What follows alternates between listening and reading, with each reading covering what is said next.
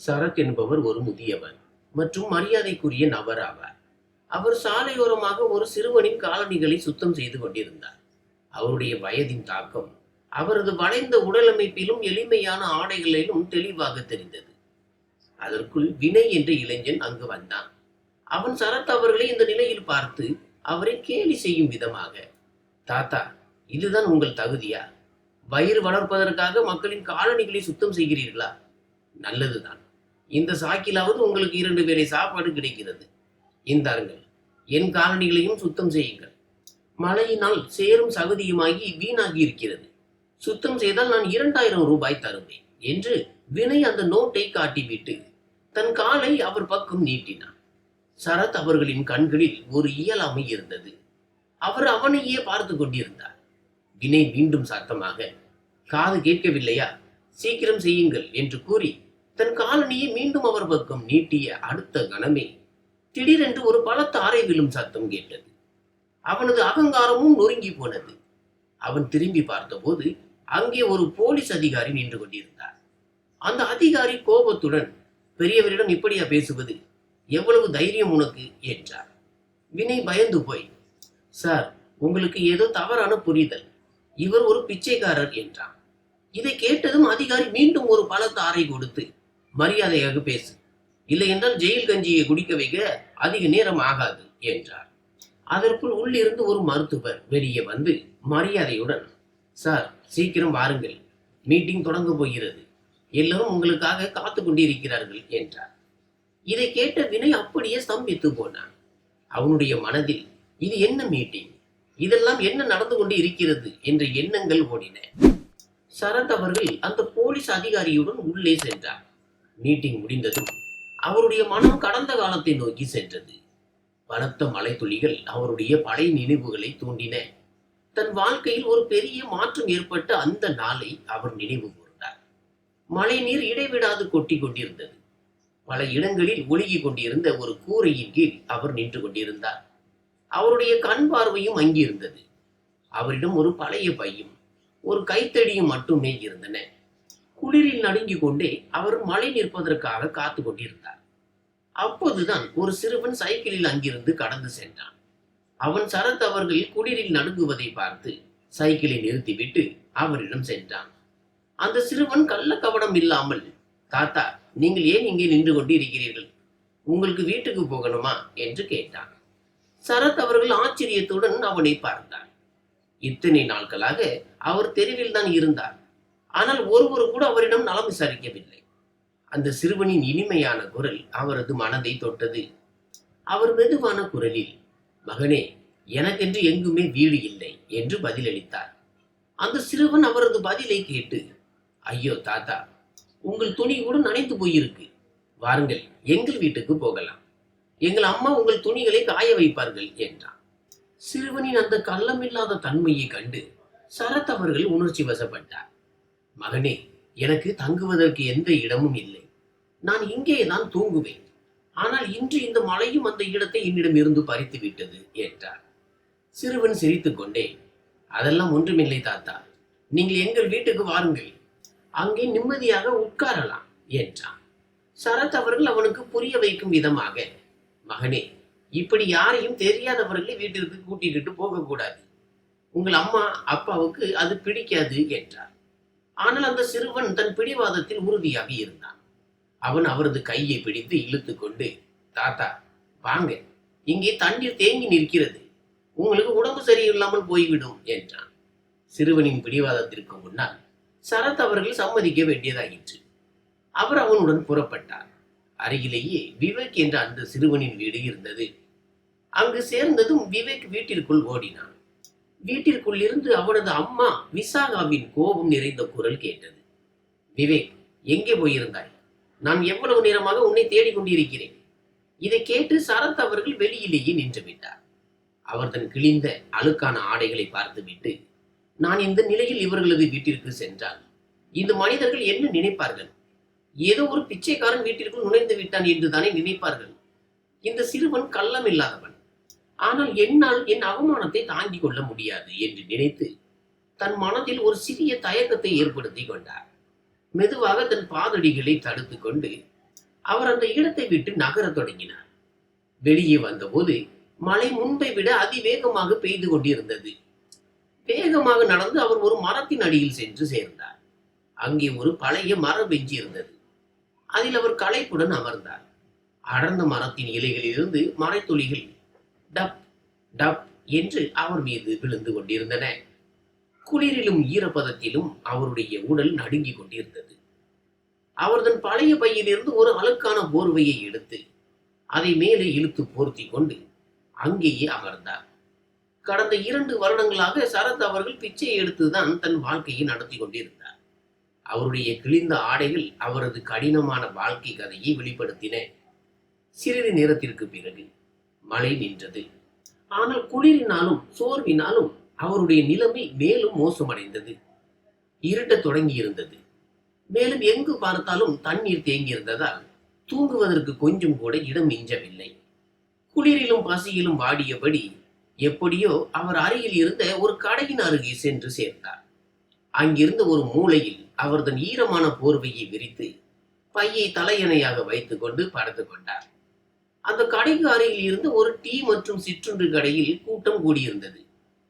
சிறிது நேரத்திற்கு பிறகு யாரோ அவரை லேசாக தொட்டனர்.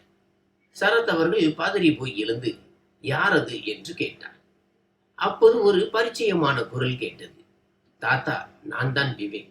அவர் அந்த குரலை அடையாளம் கண்டு கொண்டு விவேக் மகனே என்று முணுமுணுத்தார். அருகில் நின்று கொண்டிருந்த பெண்மணி, அதாவது விவேக்கின் அம்மா விசாகா, ஆமாம் பெரியவரே, இவன் விவேக் தான். உங்களை தேடி கண்டுபிடித்து கூட்டிக் கொண்டு வர வேண்டும் என்று எப்போதில் இருந்தே சொல்லிக் கொண்டே இருந்தான். பாருங்கள், கடைசியில் உங்களை கண்டுபிடித்தே வந்து விட்டான் என்றாள்.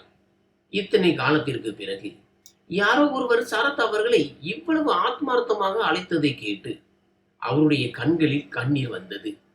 அவர் தழுதழுத்த குரலில், மகளே, என்னால் பார்க்க முடியாது, ஆனால் பார்க்காமலேயே சொல்கிறேன், இந்த சிறுவன் மனிதன் அல்ல, கடவுள் என்றார். விசாகா சிரித்து கொண்டே, பெரியவரே, இவன் கடவுள் இல்லை, பெரிய குறும்புக்காரன் என்றார். அதற்கு சரத் அவர்கள் சிரித்துக் கொண்டே, கடவுளும் குறும்புக்காரராகவும் கள்ளமில்லாதவராகவும் இருவருமாகத்தான் இருப்பார் என்றார். விசாகா, சரி பெரியவரே, நான் உங்களுக்கு டீயும் சாப்பிட ஏதாவது எடுத்துக்கொண்டு வருகிறேன். உங்களுடைய இந்த கடவுள் அப்போதுதான் சந்தோஷப்படுவார் என்று கூறிவிட்டு கடையில் இருந்து டீயும் பலகாரங்களும் வாங்கி வந்தார். ஆரம்பத்தில் சரத் அவர்கள் அதை வாங்க மறுத்தார். ஆனால் விவேக், தாத்தா, நீங்கள் என் நண்பர் தானே, நட்பில் மறுக்க கூடாது என்றான். விவேக்கின் அந்த கள்ளம் இல்லாத தனத்திற்கு முன்னால் சரத் அவர்கள் தோற்று போய் டீயையும் பலகாரத்தையும் சாப்பிட்டார். விசாகா, பெரியவரே, நீங்கள் ராத்திரி எல்லாம் இங்கே தான் தூங்குவீர்களா என்று கேட்டார். சரத் அவர்கள் சிறிது நேரம் அமைதியாக இருந்துவிட்டு, ஆமாம் மகளே, இங்கேதான் தூங்குகிறேன். என் தலைவிதி இப்படி இருக்கிறது. வாழ்க்கை என்னை இந்த நிலைக்கு கொண்டு வரும் என்று நான் ஒருபோதும் நினைத்து பார்க்கவில்லை. ஒரு காலத்தில் எனக்கென்று ஒரு வீடும் குடும்பமும் இருந்தது. இன்று இந்த தெருதான் என் இருப்பிடமாக இருக்கிறது என்றார். இதை கேட்ட விசாகாவின் கண்களில் கண்ணீர் வடிந்தது. அவள் உடனே வீட்டிற்கு சென்று ஒரு கம்பளி மெத்தை மற்றும் சில பழைய ஆடைகளை எடுத்துக்கொண்டு வந்தாள். அவள் அவை அனைத்தையும் சரத் அவர்களிடம் கொடுத்து, பெரியவரே, இந்த உடைகளை உடுத்திக் கொள்ளுங்கள், கம்பளியை போர்த்தி கொண்டு தூங்குங்கள், இல்லை என்றால் இந்த குளிரில் உங்களுக்கு உடம்பு சரியில்லாமல் போய்விடும் என்றார். இந்த சம்பவத்தால் சரத் அவர்கள் உணர்ச்சி வசப்பட்டார். அவர் மனதிற்குள் கடவுளுக்கு நன்றி கூறினார் மற்றும் விசாகாவிற்கு தன் நன்றி உணர்வை வெளிப்படுத்தினார். இந்த உலகில் இன்னும் நல்ல மனிதர்கள் இருக்கிறார்கள் என்ற ஒரு சிறிய நம்பிக்கை ஒளி அவரது மனதில் மின்னியது. இரவு மிகவும் ஆழமடைந்து கொண்டிருந்தது. மழை நின்ற பிறகும் குளிர் அதிகரித்துக் கொண்டே இருந்தது. விவேக்கின் அம்மா விசாகா சரத் அவர்களின் உடல் நடுங்குவதை கவனித்தாள். அவள் கவலையுடன், பெரியவரே, உங்களுக்கு கடுமையான காய்ச்சல் அடித்திருக்கிறது. விவேக்கின் அப்பா ஒரு மருத்துவர். நான் அவரிடமிருந்து உங்களுக்காக மருந்து வாங்கி கொண்டு வருகிறேன் என்றார். இதை கேட்டதும் விவேக் மகிழ்ச்சியுடன், தாத்தா, என் அப்பா ஒரு டாக்டர், அவர் எல்லோரையும் குணமாக்கி விடுவார் என்றான். விசாகா சிரித்து கொண்டே, சரி பெரியவரே, நான் உங்களுக்கு இப்போதைக்கு மருந்து தருகிறேன்.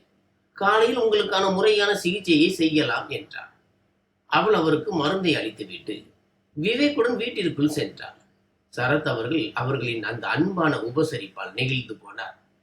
அவர் மனதிற்குள் கடவுளுக்கு நன்றி கூறி, இவ்வளவு அன்பான அம்மாவையும் மகனையும் கடவுள் நற்பண்புகளால் உருவாக்கி இருக்கிறார் என்று கூறினார். விசாகா கொடுத்த ஆடைகளை உடுத்திக் கொண்டு கம்பளியை போர்த்தி கொண்டு அவர் தூங்கினார்.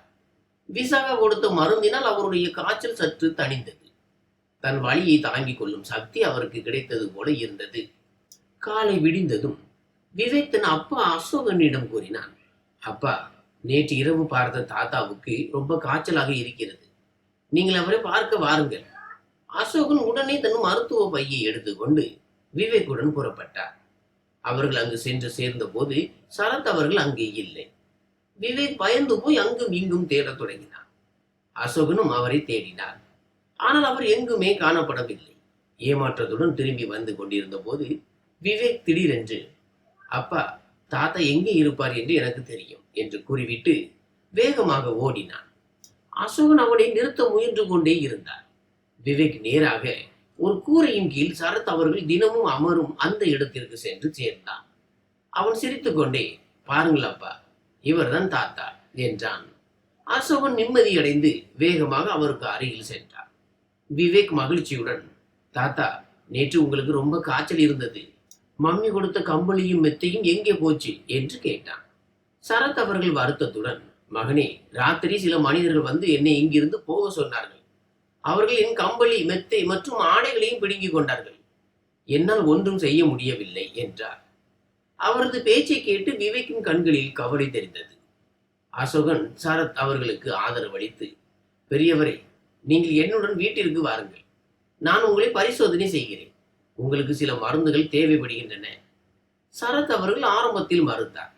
மகனே, என் சொந்தங்களே என்னை விட்டு பிரிந்து விட்டார்கள். இனிமேல் நான் யாருடைய உதவியையும் ஏற்றுக்கொள்ள விரும்பவில்லை. நீங்கள் எனக்காக இவ்வளவு செய்ததற்கே மிக்க நன்றி. இப்போது என்னை இங்கேயே விட்டு விடுங்கள். அசோகன் மென்மையான குரலில், பெரியவரே, இவன் உங்களை தாத்தா என்று அழைத்திருக்கிறான். அப்படி என்றால் நீங்கள் என் தந்தைக்கு சமம். உங்கள் மகனுடன் வருவதற்கு ஏன் மறுக்கிறீர்கள்? சரி, ஒன்று செய்யுங்கள். முதலில் நீங்கள் குணமாகுங்கள். அதன் பிறகு நான் உங்களை தடுக்க மாட்டேன். ஆனால் இப்போதைக்கு நீங்கள் எங்களுடன் வாருங்கள் என்றார். அசோகனின் தொடர் வற்புறுத்தலாலும் விவேக்கின் பிடிவாதத்தாலும் சரத் அவர்கள் சம்மதித்தார். அவர் அவர்களுடன் வீட்டிற்கு வந்தார். வீட்டிற்கு வந்ததும் விசாகா அவரை வசதியாக உட்கார வைத்து உணவு மற்றும் பானங்களுக்கான முழு ஏற்பாடுகளையும் செய்தார். அசோகன் அவரை பரிசோதித்து காய்ச்சலுக்கான மாத்திரைகளை கொடுத்தார். சில நாட்களிலேயே சரத் அவர்களின் உடல்நிலை தேரத் தொடங்கியது. விசாகாவும் அசோகனும் அவருக்கு பணிவிடை செய்வதில் எந்த குறையும் வைக்கவில்லை. விவேக் எப்போதும் அவருக்கு அருகிலேயே இருந்தான். மெதுவாக சரத் அவர்களின் உடல்நிலை முற்றிலும் குணமடைந்தது. நல்ல உணவு மற்றும் ஓய்வினால் அவருடைய முகத்தில் மீண்டும் ஒரு பொலிவு தெரிந்தது. ஒரு நாள் அவர் விசாகாவிற்கும் அசோகனுக்கும் நன்றி தெரிவித்துக் கொண்டே, மகனே, நீங்கள் எனக்காக செய்ததை என் வாழ்நாளில் என்னால் மறக்க முடியாது. கடவுள் உங்களை போன்ற தேவதூதர்களை அனுப்பி எனக்கு மறுவாழ்வு கொடுத்திருக்கிறார் என்றார். விசாகா சிரித்துக் கொண்டே, பெரியவரே, இதில் நன்றி சொல்வதற்கு ஒன்றுமில்லை. இது எங்களது கடமை. விவேக் உங்களை தாத்தா என்று அழைத்திருக்கிறான் என்றால் நீங்கள் எங்கள் குடும்பத்தின் ஒரு உறுப்பினர் தான் என்றார். சரத் அவர்களின் கண்களில் கண்ணீர் பெருகியது. அவர் தன் மனதிற்குள், என்னை கைவிட்டவர்கள் இன்று என்னை விட்டு மிக தொலைவில் இருக்கிறார்கள். ஆனால் இந்த அந்நிய மனிதர்கள் என் சொந்தங்களாக மாறிவிட்டார்கள் என்று நினைத்து கொண்டார். ஒரு நாள் விசாகா சரத் அவர்களிடம், பெரியவரே, நீங்கள் கோபித்துக் கொள்ளவில்லை என்றால் நான் ஒன்று கேட்கலாமா என்று கேட்டார். சரத் அவர்கள் சிரித்துக் கொண்டே, மகளே, கேள் என்றார். விசாகா சற்றே தயக்கத்துடன் கேட்டால், பெரியவரே, உங்கள் குடும்பத்திலும் மகன் மகள் என்று இருப்பார்கள் தானே? அவர்கள் உங்களுடன் தங்குவதில்லையா? இதை கேட்டதும் சரத் அவர்கள் அமைதியானார். அவருடைய கண்களில் பழைய நினைவுகள் நிழலாடின. அவரது முகத்தில் இருந்த வலி தெளிவாக தெரிந்தது. அவர் மெதுவாக தன் கண்களில் இருந்த கண்ணீரை துடைத்துக் கொண்டு, மகளே, குடும்பம் இருந்தது. ஆனால் இப்போது எங்கே இருக்கிறது என்று எதுவும் தெரியவில்லை. எல்லோரும் என்னை விட்டு பிரிந்து விட்டார்கள். நான் அவர்களை பல இடங்களில் தேடினேன். ஆனால் எந்த தகவலும் கிடைக்கவில்லை என்றார். விசாகா அனுதாபத்துடன், பெரியவரே, நீங்கள் வீடற்றவராக மாறும் அளவிற்கு அப்படி என்ன நடந்தது என்று கேட்டார். சரத் அவர்கள் அவளுடைய பேச்சை கேட்டதும் பழைய நாட்களில் மூழ்கி போனார். அன்றைய நினைவுகள் அவரது கண் முன்னே வந்து நின்றன. அப்போது அவர் தன் குடும்பத்துடன் மகிழ்ச்சியான வாழ்க்கை வாழ்ந்து கொண்டிருந்தார். சுமார் 1.5 வருடங்களுக்கு முன்பு வரை சரத் அவர்களின் வாழ்க்கை மகிழ்ச்சியாக இருந்தது. அவரது குடும்பத்தில் அவரது மனைவி, 2 மகன்கள் மற்றும் மருமகள்கள் இருந்தனர். சரத்தும் அவரது மனைவி சுமித்ராவும் தங்களின் மீதமுள்ள வாழ்க்கையை தீர்த்த யாத்திரைகளில் கழித்து வந்தனர். இருவரும் நாட்டில் உள்ள பல புண்ணிய ஸ்தலங்களுக்கு சென்று வந்தனர். மகன்கள் மற்றும் மருமகள்களின் வாழ்க்கையில் எந்த குறையும் இருக்கவில்லை. ஒரு நாள் சரத்தும் அவரது மனைவியும் தீர்த்த யாத்திரைக்கு சென்றிருந்தனர். அங்கு சுற்றி கொண்டிருந்த போது ஒரு நகரில் சாலையை கடக்கும் போது ஒரு பயங்கர விபத்து ஏற்பட்டது. அதிவேகமாக வந்த ஒரு வாகனம் இருவர் மீதும் பலமாக மோதியது. இருவரும் பலத்த காயமடைந்தனர். சரத் அவர்களுக்கு தலையிலும் கண்களிலும் பலத்த காயம் ஏற்பட்டது. அவருடைய மனைவியின் நிலைமையோ மிகவும் கவலைக்கிடமாக இருந்தது.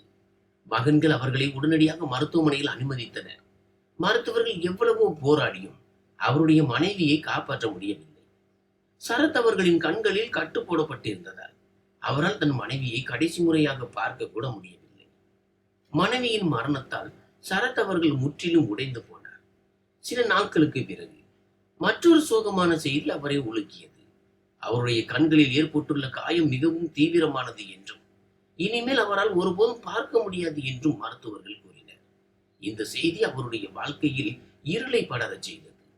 சரத் அவர்கள் மருத்துவமனையில் இருந்து வீட்டிற்கு திரும்பிய போது சூழ்நிலை முன்போல் இருக்கவில்லை. மருமகள் இப்போது அவரை கவனித்துக் கொள்வதை தவிர்க்க தொடங்கினர். மகன்களுக்கு அலுவலகம் செல்ல அவசரம் இருக்கும். நாள் முழுவதும் வீட்டில் மருமகள்கள் தான் இருப்பார்கள். ஆனால் 2 மருமகள்களும் சரத் அவர்களை பார்த்துக் கொள்ளும் பொறுப்பை ஒருவர் மீது ஒருவர் மாற்றி மாற்றி போட்டுக் கொண்டே இருந்தனர். பல நேரங்களில் சரத் அவர்கள் மணிக்கணக்கில் பசியோடு அமர்ந்திருப்பார். மாலையில் தான் எங்காவது சாப்பாடு கிடைக்கும். அவர் தன் வேலையை தானே செய்து கொள்ள முயன்றார். ஆனால் பார்வையற்ற தன்மையால் அடிக்கடி கீழே விழுந்தார். சில நேரங்களில் தண்ணீர் படுக்கையில் கொட்டிவிடும். சில நேரங்களில் ஆடைகளை தலைகீழாக உடுத்திக் கொள்வார். மருமகள்கள் இதை பார்த்து அவரை கேலி செய்தனர். அடிபட்டாலும் ஓடி வந்து தூக்க கூட மாட்டார்கள். சரத் அவர்களால் தன் அறையை கூட சரியாக கவனித்து நடக்க முடியவில்லை. இந்த தற்காலிக பார்வையற்ற தன்மையால் அவர் ஒவ்வொரு சிறிய விஷயத்திற்கும் மருமகள்களையே சார்ந்து இருக்க வேண்டியிருந்தது. ஒரு நாள் மூத்த மருமகள் சுவாதி தன் கணவன் அனிலிடம், அனில், உங்களுடைய இந்த பார்வையற்ற அப்பாவை இன்னும் எவ்வளவு காலம்தான் பார்த்துக் கொள்வது? இந்த இளைய மருமகள் எதையும் செய்வதில்லை. உங்கள் அப்பா ஒவ்வொரு சிறிய விஷயத்திற்கும் கூப்பிட்டுக் கொண்டே இருக்கிறார். நான் நாள் முழுவதும் வேலை செய்து கலைத்து விடுகிறேன். இனிமேல் என்னால் முடியாது. ஏதாவது ஒரு முடிவு எடுங்கள் என்றார். அனில் பெருமூச்சு விட்டுக் கொண்டே, இப்போது நான் என்ன செய்வது? அவர்களுக்கு இந்த நேரத்தில் தீர்த்த யாத்திரைக்கு போக வேண்டிய அவசியம் என்ன இருந்தது? இப்போது யார்தான் அவரை பார்த்துக் கொள்வது என்றான். இதற்கிடையில் இளைய மருமகள் கௌரியும் தன் கணவன் நிகிலிடம் புகார் செய்து கொண்டிருந்தாள். நிகில், உங்கள் அப்பாவை எங்காவது கொண்டு போய் விட்டு விடுங்கள். இல்லை என்றால் அவருக்காக ஒரு வேலைக்காரனை வையுங்கள். என்னால் அவருடைய வேலைகளை செய்ய முடியாது. அக்கா எல்லாவற்றையும் என் தலையிலேயே போடுகிறார். நான் ஒருத்தியாக செய்து செய்து கலைத்து விடுகிறேன். உங்கள் அப்பாவும் ரொம்ப தான் அடம் பிடிக்கிறார். நிகில் கௌரியிடம், கௌரி, வேலைக்காரனை வைத்தால் அதற்கான செலவையும் நாம் தான் ஏற்க வேண்டியிருக்கும். அண்ணனிடமிருந்து ஒன்றும் கிடைக்காது. முழு பாரமும் நம் மீதுதான் விழும். வேலைக்காரனை வைப்பது முட்டாள்தனம் என்றான். அதற்கு கௌரி, அப்படியானால் அத்தான் மற்றும் அக்காவிடம் பேசுவோம் என்று பரிந்துரைத்தார். நிகிலும் கௌரியும் அனில் மற்றும் சுவாதியிடம் பேச சென்றனர். கௌரி, அத்தான், மாமாவை பார்த்துக் கொள்வது இப்போது மிகவும் கடினமாக இருக்கிறது. என்னால் ஒருத்தியாக எல்லாவற்றையும் செய்ய முடியாது. நீங்கள் ஏதாவது செய்யுங்கள் என்றார். அனில் பெருமூச்சு விட்டுக் கொண்டே, நாங்கள் ஏற்கனவே தவித்துக் கொண்டிருக்கிறோம். வேலைக்காரனை வைப்பது சரியாக இருக்கும். ஆனால் செலவை யார் இருப்பது என்றார். சுவாதி உடனே பேச்சை இடைமறித்து, நாங்கள் பணம் தர மாட்டோம். எங்களிடம் இவ்வளவு பணத்திற்கு எங்கே போவது என்றார். கௌரியும், எங்கள் வீட்டிலும் ஒன்றும் பணம் மரம் முளைக்கவில்லை என்றார். நீண்ட நேர விவாதத்திற்கு பிறகு வேலைக்காரனின் செலவை இரு குடும்பத்தினரும் பாதியாக பகிர்ந்து கொள்வது என்று முடிவானது. சில நாட்களுக்கு பிறகு அவர்கள் ஒரு வேலைக்காரனை வைத்தனர். ஆனால் சரத் அவர்களின் வாழ்க்கை மேலும் கடினமானது. சுவாதியும் கௌரியும் அவருடைய நிலையை உணராமல் தொடர்ந்து அவரை குத்தி காட்டிக் கொண்டே இருந்தனர். அதிகாலை வேளையிலேயே பேச்சு சத்தம் கேட்க தொடங்கும். இந்த கிழவன் குருடனாகி உட்கார்ந்து கொண்டு நமக்கு பாரமாக இருக்கிறான். இவனுக்கு கொஞ்சம் கூட வெட்கமே இல்லை. இந்த குத்தலான வார்த்தைகளை கேட்டு சரத் அவர்கள் இப்போது மிகவும் மனவேதனை அடைந்தார். ஆனால் அவரால் ஒன்றும் செய்ய முடியவில்லை. இப்போது அவர் முற்றிலும் திக்கற்றவராக ஆகிவிட்டார். வேலைக்காரன் வைக்கப்பட்ட போது மருமகள்கள் அவனையும் தொந்தரவு செய்ய தொடங்கினார். சரத் அவர்களை கவனித்துக் கொள்வதோடு மட்டுமல்லாமல் அவனை கொண்டு வீட்டின் பிற வேலைகளையும் வாங்க தொடங்கின. ஒருவருடைய வேலையை முதலில் செய்தால் மற்றொருத்தி கோபித்துக் கொண்டு, நாங்களும் தான் பணம் தருகிறோம், எங்கள் வேலையை ஏன் செய்ய மாட்டாய் என்பாள். இந்த இழுபறி அந்த வேலைக்காரனுக்கு தொல்லையை தந்தது. சில நாட்களிலேயே அவன் வெறுத்து போய் வேலையை விட்டு நின்று விட்டான். 2 மருமகள்களும் அவரவர் அறைகளுக்கு சென்று அமர்ந்து கொண்டனர். ஆனால் பிரச்சனை மேலும் அதிகமானது. அவர் பசியால் துடித்தார். ஆனால் யாருக்கும் அவருடைய நிலையை கண்டு இரக்கம் வரவில்லை. பசி தாங்க முடியாத நிலையை எட்டிய போது அவரே சொந்தமாக உணவை தேட முயற்சித்தார். பார்வையற்ற தன்மையால் சமையலறையில் உள்ள பொருட்களின் அளவு அவருக்கு தெரியவில்லை. அவர் எதையோ எடுக்க முயன்ற போது எதிர்பாராத விதமாக கண்ணாடி பாத்திரங்கள் கீழே விழுந்து உடைந்தன. பாத்திரங்கள் உடையும் சத்தம் கேட்டு சுவாதியும் கௌரியும் ஓடி வந்தனர். சமையலறையில் சிதறி கிடந்த கண்ணாடி துண்டுகளையும் அங்கே நின்று கொண்டிருந்த சரத் அவர்களையும் பார்த்து சுவாதி கோபத்தில் கத்தினாள். ஒன்று, உன்னால் தான் வேலைக்காரன் ஓடி போனான். இப்போது இப்படி சேதத்தை ஏற்படுத்துகிறாய். இந்த நஷ்டத்தை எல்லாம் யார் ஈடு செய்வது? சுவாதி கோபத்துடன் சரத் அவர்களை தள்ளினார். இதனால் அவர் கீழே விழுந்தார். சரத் அவர்கள் அந்த கண்ணாடி துண்டுகளின் மீது விழுந்தார். அவருடைய உடலில் பல இடங்களில் காயங்கள் ஏற்பட்டன. அவர் வலியால் துடித்தார். ஆனால் மருமகள்களுக்கு அதில் எந்த மாற்றமும் ஏற்படவில்லை. அவருடைய நிலையை பாராமல் அவரை பழித்து பேசிக்கொண்டே இருந்தனர். இப்போது சரத் அவர்களின் நிலைமை மிகவும் மோசமடைந்ததால் மகன்கள் அவரை ஒரு அரசு மருத்துவமனையில் அனுமதித்தனர். ஆனால் மருத்துவமனையில் அனுமதிப்பதற்கு முன்பு அவரிடமிருந்து சில ஆவணங்களில் கையெழுத்து வாங்கிக் கொள்ளப்பட்டது. சரத் அவர்களுக்கு ஒன்றும் புரியவில்லை. ஆனால் அவர் எதையும் யோசிக்காமல் கையெழுத்திட்டார். மருத்துவமனையில் சரத் அவர்களின் உடல்நிலை மெதுவாக தேரத் தொடங்கியது. ஆனால் இந்த இடைப்பட்ட காலத்தில் அவரை பார்க்க ஒருவர் கூட வரவில்லை. மருத்துவர்களும் நர்சுகளும் அவருடைய குடும்பத்தை பற்றி கேட்டபோது அவரால் எதையும் சொல்ல முடியவில்லை. அவர் தினமும் கடவுளிடம், இறைவா, என் சொந்தங்கள் யாராவது என்னை பார்க்க வரமாட்டார்களா என்று வேண்டிக் கொண்டார். ஆனால் யாரும் வரவில்லை. அவருடைய பிரார்த்தனைகள் நிறைவேறாமல் போயின. ஆனால் கடவுள் மீதான அவரது நம்பிக்கை குறையவில்லை. அவர் தினமும், இறைவா, ஒருவேளை இதுவும் நீ வைக்கும் ஒரு சோதனையாக இருக்கலாம் என்று நினைத்துக் கொண்டார். சரத் அவர்களின் உடல்நிலை குணமாகியதும் அவர் மருத்துவமனையில் இருந்து டிஸ்சார்ஜ் பெற்று தன் பழைய வீட்டை நோக்கி நடந்து சென்றார். பழைய முகவரிக்கு சென்று சேர்ந்த போது அவர் கண்ட காட்சி அவருடைய உலகத்தையே முற்றிலுமாக உலுக்கியது. வீடு வெறிச்சோடி போயிருந்தது. கதவில் பூட்டு போடப்பட்டிருந்தது. அக்கம் பக்கத்தினரிடம் விசாரித்த போதுதான் தெரிந்தது அவருடைய குடும்பத்தினர் அந்த வீட்டை விற்றுவிட்டு எங்கோ சென்று விட்டார்கள் என்று. இதை கேட்ட சரத் அவர்கள் அங்கேயே கதவுக்கு வெளியே அமர்ந்து விட்டார். பல மணி நேரமாக அவர் அங்கேயே அமர்ந்திருந்தார். ஏன் இப்படி நடந்தது என்று தன் மனதிற்குள் நினைத்துக் கொண்டிருந்தார். எந்த பதிலும் கிடைக்காத போது அவர் மெதுவாக எழுந்து அருகில் இருந்த ஒரு கோவிலுக்கு சென்றார். இப்போது அவருடைய ஒவ்வொரு நாளும் கோவிலில் கடவுளை பிரார்த்திப்பதிலும் தன் குடும்பத்தினர் திரும்புவதற்காக காத்திருப்பதிலுமே கழிந்தது. ஆனால் யாரும் திரும்பி வரவில்லை. இவ்வளவு வேதனை நிறைந்த கதையை கேட்ட விசாகாவின் கண்களில் கண்ணீர் வடிந்தது. அவள், பெரியவரே, உங்களுக்கு பெரிய அநீதி இழைக்கப்பட்டிருக்கிறது.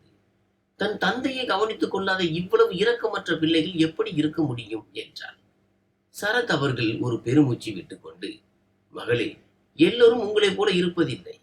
நானும் என் பிள்ளைகளுக்கு நல்ல ஒழுக்கங்களை கற்றுக் கொடுக்கத்தான் முயற்சித்தேன். ஆனால் இப்போது யாரை குறை சொல்வது என்று தெரியவில்லை. விதியையா, என்னையா, பிள்ளைகளையா, அல்லது நான் கொடுத்த வளர்ப்பையா? ஒருவேளை இதெல்லாம் என் தலைவிதியாக இருக்கலாம் என்றார். இதை கூறும்போது சரத் அவர்களின் கண்களில் இருந்து கண்ணீர் வழிந்தோடியது. அருகில் நின்று கொண்டிருந்த விவேக் அவருடைய கண்களில் இருந்த கண்ணீரை துடைக்க தொடங்கினான். அவன் கள்ளம் இல்லாமல், தாத்தா, நீங்கள் அழாதீர்கள். இப்போது நாங்கள் தான் உங்கள் குடும்பம். நீங்க எங்கேயும் போக வேண்டிய அவசியம் இல்லை என்றான். சரத் அவர்கள் அந்த கள்ளமில்லா சிறுவனை அன்போடு பார்த்தார். இவ்வளவு பாசம் தன் சொந்த மனிதர்களிடம் கூட தனக்கு ஒருபோதும் கிடைத்ததில்லை. ஆனால் இந்த அந்நிய குடும்பம் தன்னை ஏற்றுக்கொண்டு இவ்வளவு செய்கிறதே என்று அவரது மனதில் தோன்றியது. ஒரு நாள் அசோகன் சரத் அவர்களிடம் வந்து, பெரியவரே, அருகில் ஒரு கண் சிகிச்சை முகாம் நடந்து கொண்டிருக்கிறது. அங்கே உங்களுடைய கண்களை பரிசோதித்து பார்த்தால் ஒருவேளை ஏதாவது சிகிச்சை மூலம் உங்களுக்கு மீண்டும் பார்வை கிடைக்க வாய்ப்பு இருக்கிறதா என்று தெரியும். என்னவோ கடவுள் உங்களுக்காக ஏதாவது ஒரு வழியை திறந்து வைத்திருப்பார் என்றான். சரத் அவர்கள் இதை கேட்டு சோகமான குரலில், இல்லை மகனே, மருத்துவர்கள் ஏற்கனவே கைவிட்டு விட்டார்கள். இப்போது நீங்களும் இதை விட்டு விடுங்கள். நீங்கள் எனக்காக இவ்வளவு செய்தது எனக்கு போதும். இந்த சிகிச்சையில் சும்மா பணம் தான் வீணாகும். ஒருவேளை எந்த பயனும் இருக்காது என்றார். அசோகன் சிரித்துக்கொண்டே, அப்படியெல்லாம் இல்லை பெரியவரே. இதில் அதிக செலவு ஒன்றும் ஆகாது. இந்த முகாம் ஏழைகளுக்காக இலவசமாக நடத்தப்படுகிறது. ஒரு முறை முயற்சி செய்து பார்ப்பதில் என்ன தவறு என்றான். அருகில் நின்று கொண்டிருந்த விவேக் மகிழ்ச்சியில் கத்தினான். தாத்தா, இப்போது உங்களுக்கு பார்வை கிடைத்துவிடும். தயவு செய்து வாருங்கள் தாத்தா. சரத் அவர்கள் ஆரம்பத்தில் சற்றே மறுத்தார். ஆனால் விசாகா மற்றும் அசோகனின் தொடர் வற்புறுத்ததால் கடைசியில் அவர் சம்மதித்தார். மறுநாள் அசோகன் அவரை அந்த முகாமிற்கு அழைத்து சென்றான். மருத்துவர்கள் அவரை பரிசோதித்து விட்டு, சிகிச்சை அளித்தால் அவருடைய கண் பார்வை மீண்டும் திரும்புவதற்கு சிறிய வாய்ப்பு இருக்கிறது. ஆனால் இது ஒரு நீண்ட கால சிகிச்சையாக இருக்கும் என்று கூறினர். அசோகன் உடனடியாக சம்மதித்து சரத் அவர்களுக்கான சிகிச்சையை தொடங்கினான். தொடர்ந்து 1 மாத காலம் சிகிச்சை நடந்தது. ஓரளவுக்கு முன்னேற்றம் தெரிந்ததும் மருத்துவர், சிகிச்சை இதேபோல் தொடர்ந்தால் அவருடைய கண் பார்வை முழுமையாக திரும்பிவிடும் என்றார். இதை கேட்டு அசோகனும் விசாகாவும் மிகவும் மகிழ்ச்சி அடைந்தனர். விவேக்கோ மகிழ்ச்சியில் துள்ளி குதிக்க தொடங்கினான். இப்படியாக 6 மாதங்கள் கடந்து விட்டன. சரத் அவர்களின் கண்களில் இருக்கும் கட்டை அவிழ்க்கும் அந்த நாளும் வந்தது.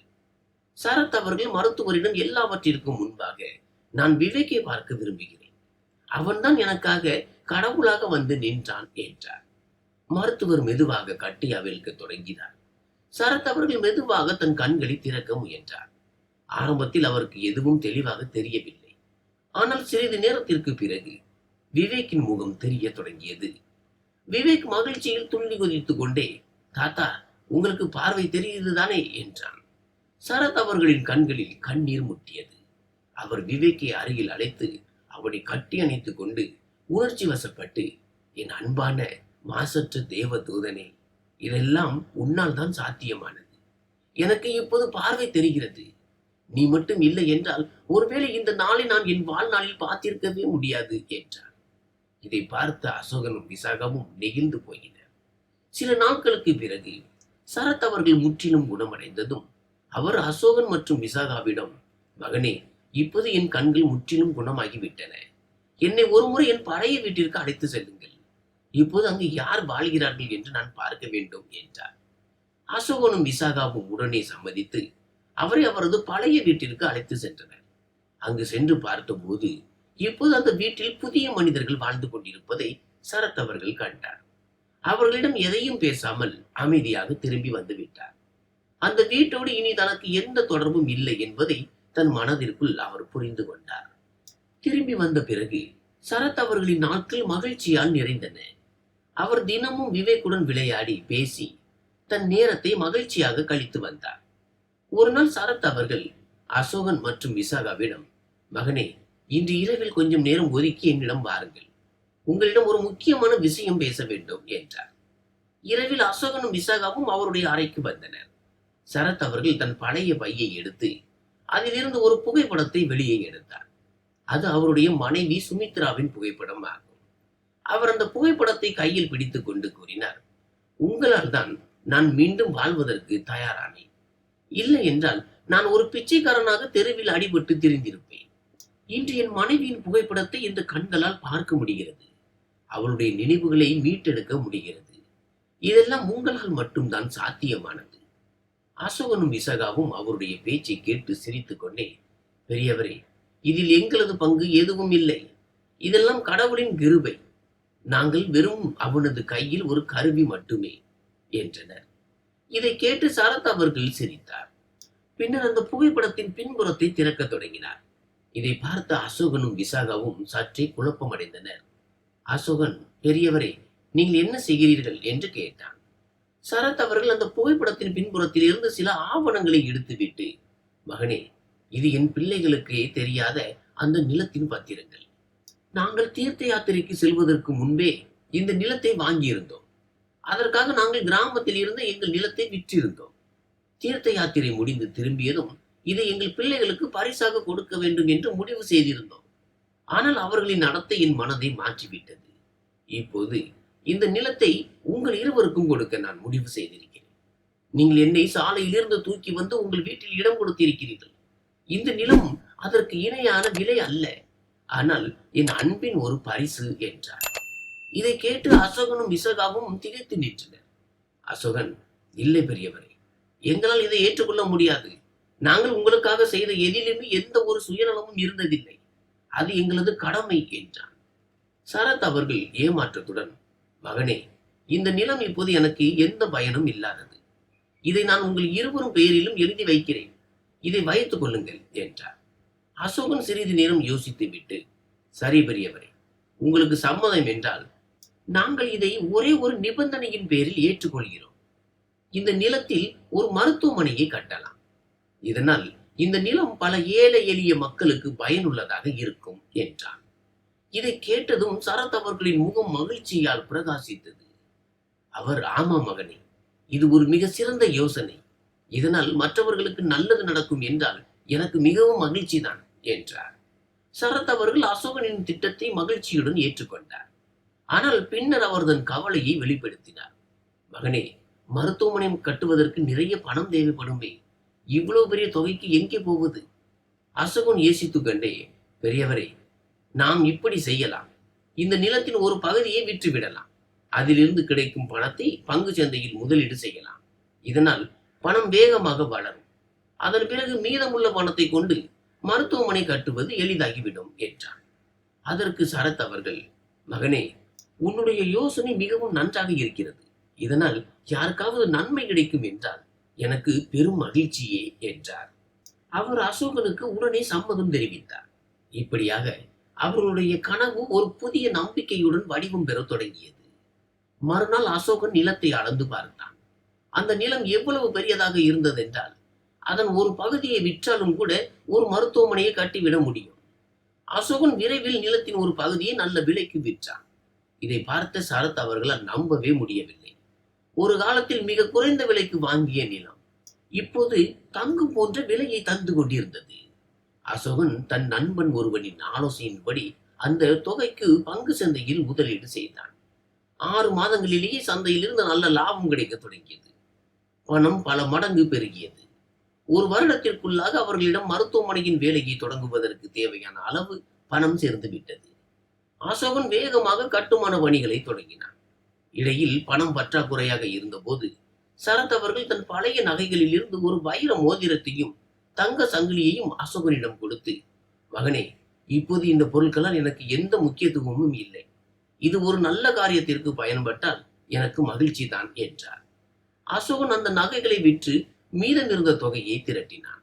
2 வருடங்களில் மருத்துவமனை தயாரானது. மருத்துவமனையின் திறப்பு விழா சரத் அவர்களின் கரங்களால் நடத்தப்பட்டது. திறப்பு விழாவின் போது சரத் அவர்கள் உணர்ச்சி வசப்பட்டு, இது வெறும் ஒரு கட்டிடம் மட்டுமல்ல, இது என்னுடைய புதிய வாழ்க்கையின் ஆரம்பம்.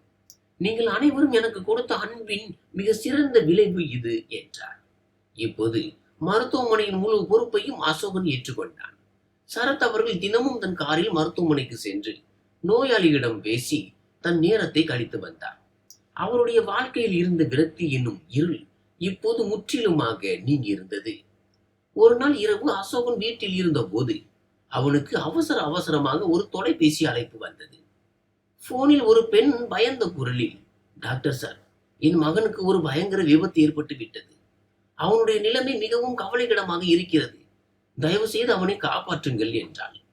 அசோகன் அவளை சரத் மருத்துவமனைக்கு வருமாறு கூறிவிட்டு அவனும் உடனடியாக அங்கு சென்று சேர்ந்தான். மருத்துவமனைக்கு 7 வயதுடைய ஒரு சிறுவன் மிகவும் ஆபத்தான நிலையில் கொண்டு வரப்பட்டான். அவனுடைய உடலில் பல காயங்கள் இருந்தன. அதிக இரத்தப்போக்கும் ஏற்பட்டிருந்தது. அசோகன் உடனடியாக அவனுக்கு சிகிச்சையை தொடங்கினான். சிறுவனின் காயங்களுக்கு கட்டுகள் போடப்பட்டு இரத்தப்போக்கு நிறுத்தப்பட்டது. ஆனால் அவனுடைய நிலைமை இன்னும் கவலைக்கிடமாகவே இருந்தது. ஏனெனில் அவன் இன்னும் நினைவுக்கு வரவில்லை. இரவு வீட்டிற்கு திரும்பியதும் அசோகன் விசாகாவிடம், இன்று ஒரு சிறுவனின் கேஸ் வந்தது. அவனுக்கு விபத்து நேர்ந்திருக்கிறது.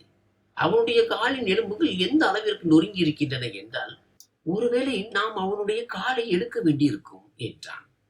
அசோகன் பெருமூச்சு விட்டு கொண்டே, அந்த சிறுவன் அப்படியே நம் விவேக்கை போல் அன்பானவனாகவும் கள்ளமில்லாதவனாகவும் இருக்கிறான்.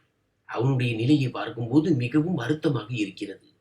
இவ்வளவு சிறிய வயதில் அவனுக்கு இப்படி ஒரு நிலை எப்படி வரலாம் என்றான். விசாகாவும் இதை கேட்டு மிகவும் வருத்தமடைந்தாள். இருவரும் அந்த சிறுவனை பற்றியே யோசித்துக் கொண்டே வெகு நேரம் விழித்திருந்தனர். பின்னர் கடைசியில் தூங்கிவிட்டனர். காலை விடிந்ததும் அசோகன் சரத் அவர்களிடம், பெரியவரே, இன்று உங்களுடைய கண்களுக்கு ஒரு பொதுவான பரிசோதனை நடக்கவிருக்கிறது. மேலும் மருத்துவமனைக்கு சில அதிகாரிகள் வருகிறார்கள். அவர்கள் உங்களிடம் மருத்துவமனையை பற்றி சில கேள்விகளை கேட்பார்கள் என்றான். சரத் அவர்கள் இதை கேட்டு தன் சம்மதத்தை தெரிவித்தார். அவர் அசோகனுடன் மருத்துவமனைக்கு சென்றார். இப்போது தன் சொந்த கண்களாலேயே எல்லாவற்றையும் பார்க்க முடிகிறது என்ற மகிழ்ச்சி அவருக்குள் இருந்தது. மருத்துவமனையை பார்க்க முடியும், அது ஒரு காலத்தில் அவர்களுடைய கனவாக இருந்தது. மருத்துவமனையில் அதிகாரிகளுடனான கூட்டம் முடிந்த பிறகு அசோகன் ஒரு அறையை நோக்கி ஓடுவதை சரத் அவர்கள் பார்த்தார். சரத் அவர்களும் அவருக்கு பின்னால் சென்றார். அறையை அடைந்ததும் அங்கிருந்த ஒரு படுக்கையில் ஒரு சிறுவன் அசைவற்று மயக்க நிலையில் கிடப்பதை கண்டார். அவனுடைய உடல் சுவாசித்துக் கொண்டிருந்தது. ஆனால் அதில் எந்த இயக்கமும் இருக்கவில்லை. அருகில் ஒரு பெண்ணும் அவளது கணவனும் பயந்து போய் தன் மகனை காப்பாற்றுமாறு அசோகனிடம் கெஞ்சி கொண்டிருந்தனர். சரத் அவர்களின் பார்வை அவர்கள் மீது விழுந்த கணமே அவருடைய கண்கள் விரிந்தன. அவர்கள் வேறு யாரும் அல்ல, அவருடைய மூத்த மகன் அனிலும் மருமகள் சுவாதியும் தான். சரத் அவர்களின் பார்வை அவருடைய பேரன் மீது சென்றது. அவன் படுக்கையில் கிடந்தான். அவருடைய இதயம் கனத்தது. கண்களில் கண்ணீர் முட்டியது. பல வருடங்களுக்கு பிறகு தன் மகனையும் பேரனையும் இப்படிப்பட்ட ஒரு நிலையில் பார்த்து அவர் உள்ளுக்குள் உடைந்து போனார். சரத் அவர்கள் கடவுளை நோக்கி பார்த்து பிரார்த்தனை செய்தார். இறைவா, அவனை காப்பாற்று. நான் என் வாழ்க்கையிலும் அனுபவித்த கொடுமைகளை எல்லாம் தாங்கிக் கொண்டேன். ஆனால் இந்த மாசற்ற ஜீவனுக்கு ஒன்றும் ஆகிவிடக் கூடாது. மறுபுறம் அனில் தன் தந்தையை பார்த்துவிட்டு அதிர்ந்து போனான். தனது அப்பாவின் கண்கள் எப்படி குணமாகின? அவர் இந்த இவ்வளவு பெரிய மருத்துவமனையில் என்ன செய்து கொண்டு இருக்கிறார் என்று அவனுக்கு ஆச்சரியமாக இருந்தது. அவன் பதறிய குரலில், டாக்டர் சார், என் மகனை காப்பாற்றுங்கள். அவனுக்கு என்ன ஆனது என்று எனக்கு புரியவில்லை என்றான். அசோகன் தீவிரமாக அந்த சிறுவனை பரிசோதித்து விட்டு மெதுவான குரலில், தொற்று மிகவும் பரவிவிட்டது. இப்போது இந்த சிறுவனின் காலை எடுக்க வேண்டியிருக்கும். இல்லை என்றால் அவனுடைய உயிருக்கே ஆபத்தாகிவிடும் என்றார். இதை கேட்டதும் சுவாதி கதறி அழத் தொடங்கினாள். சரத் அவர்கள் இதையெல்லாம் பார்த்து கொண்டிருந்தார். தன்னிடம் மிகவும் மோசமாக நடந்து கொண்ட சுவாதி இவள்தான் என்பது அவருக்கு நினைவுக்கு வந்தது. சுவாதியின் பார்வை சரத் அவர்கள் மீது விழுந்ததும் அவள் எரிச்சலுடன், இந்த கிழவன் இங்கே என்ன செய்து கொண்டிருக்கிறான்? இவனை இங்கிருந்து வெளியே அனுப்புங்கள். இவனுடைய கண் பட்டுதான் என் மகனுக்கு இப்படி ஆகிவிட்டது என்றார். அமைதியாக நின்று கொண்டிருந்த டாக்டர் அசோகன் அவள் பக்கம் திரும்பி, மேடம், கொஞ்சம் மரியாதையாக பேசுங்கள். இவர் இந்த மருத்துவமனையின் உரிமையாளர். நீங்கள் வெளியே இருக்கும் போர்டை பார்க்கவில்லையா? இது சரத் ஹாஸ்பிட்டல் என்றார். இதை கேட்டு சுவாதி சம்பித்து போனாள். இந்த கிழவன் இவ்வளவு பெரிய மருத்துவமனையின் முதலாளி எப்படி ஆனான்? இவனுடைய வீட்டை கூட பிடுங்கி கொண்டோமே, இதெல்லாம் எப்படி சாத்தியமானது என்று அவள் யோசிக்க தொடங்கினாள். அனில் அவமானத்தால் தன் தலையை குனிந்து கொண்டான். தன் தந்தை இந்த நிலையிலும் இவ்வளவு பெரிய உயரத்தை எப்படி எட்டினார் என்பதை அவனால் புரிந்து கொள்ள முடியவில்லை. அசோகன் உடனடியாக நர்ஸிடம் சில மருந்துகளையும் ஊசிகளையும் எடுத்து வருமாறு கூறினான். அதற்குள் அவனுக்கு ஒரு அவசர அழைப்பு வந்தது. அவன் புறப்படும் போது சரத் அவர்களிடம், பெரியவரே, நீங்கள் நம் காரில் ஏறி வீட்டிற்கு திரும்புங்கள். நான் பிறகு வந்து உங்களை பார்க்கிறேன் என்றான். அசோகன் சென்ற பிறகு அனில் மெதுவான குரலில், அப்பா, உங்களை நாங்கள் எங்கெல்லாம் தேடினோம். உங்களுடைய கண்கள் எப்படி குணமாகின? இவ்வளவு பெரிய மருத்துவமனை எப்படி உருவானது என்று கேட்டான். தன் புத்தியை இன்னும் மாற்றிக்கொள்ளாத சுவாதி உடனடியாக, யார் பாக்கெட்டையாவது கொள்ளையடித்து இவ்வளவு பெரிய மருத்துவமனையை கட்டியிருப்பார். ஏதாவது லாட்டரி கிட்டரி அடித்திருக்குமோ என்னவோ என்று பேசினார். இதை கேட்டு சரத் அவர்கள் கோபத்துடன் அவனை பார்த்து ஆக்ரோஷமான பார்வையோடு கூறினார், உன் அப்பா இன்னும் சாகவில்லை, எப்படி பிழைத்தான் மற்றும் இதையெல்லாம் எப்படி செய்ய முடிந்தது என்பதை நான் தெரிந்து கொள்ள வேண்டுமா? என்னை சாகடித்து விட்டு எல்லாவற்றையும் அபகரித்துக் கொள்ளலாம் என்றுதானே நீங்கள் நினைத்தீர்கள்? அனில் அவமானத்தால் தலைகுனிந்து நின்று கொண்டிருந்தான். ஆனால் சரத் அவர்கள் இன்று தன் மனதை திறந்து பேச தயாராக இருந்தார். அவர் கோபத்துடன் கூறினார், பொய் சொல்லாதே. நீங்கள் என்னை தேட போகவில்லை, வீட்டை விட்டுவிட்டு ஓடிவிட்டீர்கள். நீங்கள் என்னை ஏமாற்றி காகிதங்களில் கையெழுத்து வாங்கி வீட்டை உங்கள் பெயருக்கு மாற்றிக் கொண்டீர்கள். நான் திரும்பி வந்த போது நீங்கள் எப்போது கிளம்பி சென்று விட்டதாக அக்கம் பக்கத்தினர் கூறினர். இப்போதும் கூட பொய் பேசுகிறாயே.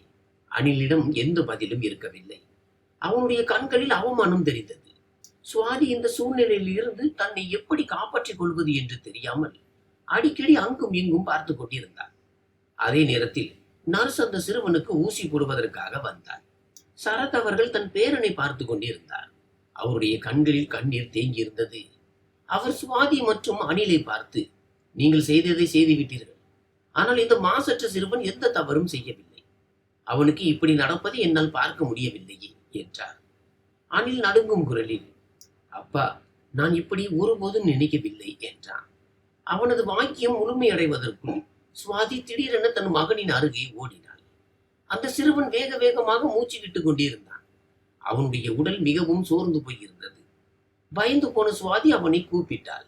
ஆனால் அவனிடம் எந்த அசைவும் இருக்கவில்லை. சுவாதி உடனடியாக சரத் அவர்களை பார்த்தாள். அவளுடைய கண்களில் கண்ணீர் பெருகியது. அவள் அவருக்கு அருகில் வந்து கெஞ்ச தொடங்கினாள். மாமா, தயவு செய்து டாக்டரை கூப்பிடுங்கள். நீங்கள் தான் இந்த மருத்துவமனையின் முதலாளி. அந்த டாக்டரால் மட்டும்தான் என் மகனை காப்பாற்ற முடியும். பாருங்கள், அவனுடைய நிலைமை எவ்வளவு மோசமாக இருக்கிறது. பிளீஸ் மாமா, எனக்கு உதவி செய்யுங்கள். இதை பேசிக் கொண்டிருக்கும் போது சுவாதி சரத் அவர்களின் கால்களில் விழுந்து அழுந்தாள். சரத் அவர்களின் இதயத்தில் தன் பேரன் மீது அளவற்ற கருணை இருந்தது. இந்த மாசற்ற சிறுவன் எதற்கும் குற்றவாளி அல்ல. இதற்காக நான் இப்போது எதுவும் செய்யவில்லை என்றால் அது என் மனதிற்கு பெரும் சுமையாகிவிடும் என்று அவர் நினைத்தார். அவர் நேரத்தை வீணடிக்காமல் உடனடியாக டாக்டர் அசோகனுக்கு போன் செய்தார்.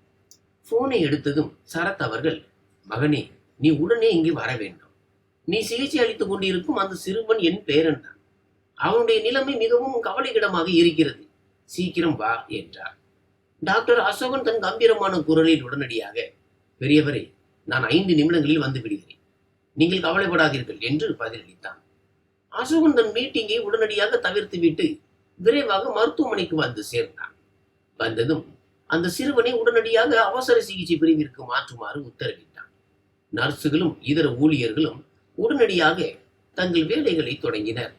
அசோகன் சிறுவனின் நிலையை பரிசோதித்துவிட்டு தீவிரமான குரலில், தொற்று மிக வேகமாக பரவி வருகிறது. இப்போது காலை எடுக்காவிட்டால் அவனுடைய உயிருக்கு ஆபத்து ஏற்படலாம். நாம் உடனடியாக அறுவை சிகிச்சை செய்ய வேண்டும் என்றான். இதை கேட்ட சுவாதி அழுது கொண்டே, டாக்டர் சார், நீங்கள் என்ன வேண்டுமானாலும் செய்யுங்கள். ஆனால் என் மகனை காப்பாற்றுங்கள். அவனுடைய உயிருக்காக நான் எதை வேண்டுமானாலும் செய்ய தயாராக இருக்கிறேன் என்றார். அசோகன் உடனடியாக ஒரு மருத்துவ குழுவை தயார் செய்து அறுவை சிகிச்சையை தொடங்கினான். வெளியே நின்று கொண்டிருந்த அனிலும் சுவாதியும் பயந்து போய் கடவுளிடம் பிரார்த்தனை செய்து கொண்டிருந்தனர். அறுவை சிகிச்சையின் போது அனிலும் சுவாதியும் சரத் அவர்களை பார்த்து கைகளை கூப்பி நின்றனர். சுவாதி அழுது கொண்டே, மாமா, என்னிடமிருந்து மிகப்பெரிய தவறு நடந்துவிட்டது. உங்களுக்கு நான் எவ்வளவு துரோகம் இழைத்திருக்கிறேன் என்பதை நினைத்தால் இன்று எனக்கு அவமானமாக இருக்கிறது. பிளீஸ் மாமா, என்னை மன்னித்து விடுங்கள். நான் மிகப்பெரிய பாவி என்றார். அனிலும் கைகளை கூப்பி கொண்டு, அப்பா, இன்று நீங்கள் மட்டும் இல்லை என்றால் எங்கள் மகன் ஒருவேளை பிழைத்திருக்க மாட்டான். நீங்கள் இல்லை என்றால் எங்களுக்கு அது என்னவாகி இருக்கும். தயவு செய்து எங்களை மன்னித்து விடுங்கள் என்றனர். சரத் அவர்கள் அமைதியாக தன் பேரனுக்காக கடவுளிடம் பிரார்த்தனை செய்து கொண்டே இருந்தார். சிறிது நேரத்திற்கு பிறகு டாக்டர் அசோகன் அறுவை சிகிச்சை அரங்கில் இருந்து வெளியே வந்து சிரித்து கொண்டே, உங்கள் மகன் இப்போது ஆபத்து கட்டத்தை தாண்டி விட்டான். ஆனால் அவனுடைய ஒரு காலை நாம் எடுக்க வேண்டியதாகிவிட்டது. இருந்தாலும் அவனுடைய உயிரை காப்பாற்றி விட்டோம் என்றான். இதை கேட்டு அனிலும் சுவாதியும் நிம்மதி பெருமூச்சு விட்டனர். அவர்கள் டாக்டர் அசோகனுக்கு நன்றி கூறினர்.